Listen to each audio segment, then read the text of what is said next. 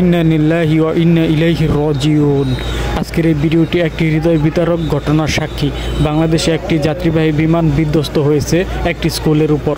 এই মর্মান্তিক দুর্ঘটনায় অনেকে প্রাণ হারিয়েছেন, অনেক শিশুর জীবন থেমে গেছে হঠাৎ করে। 21শে জুলাই 2025 ঢাকা উত্তরার মাইলস্টোন স্কুলে বিধ্বস্ত হয় এই বিমানটি।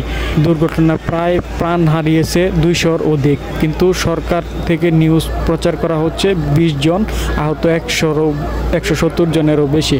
বিমানটি ছিল বাংলাদেশ বিমান বাহিনীর F-7 BGI প্রশিক্ষণ জেট। যান্ত্রিক ত্রুটির কারণে বিমানটি নিয়ন্ত্রণ হারায় এবং স্কুলের ভবনের উপর আছড়ে পড়ে। দুর্ঘটনার সময় ক্লাস চলছিল, শিশুরা ছিল শ্রেণীকক্ষে। হঠাৎ বিকট শব্দে কেঁপে ওঠে স্কুল চত্বর। আগুন, ধোঁয়া আর আতঙ্কে ছেয়ে যায় পুরো এলাকা। অনেকেই ঘটনাস্থলে প্রাণ হারান, অনেকেই আহত অবস্থায় উদ্ধার হন।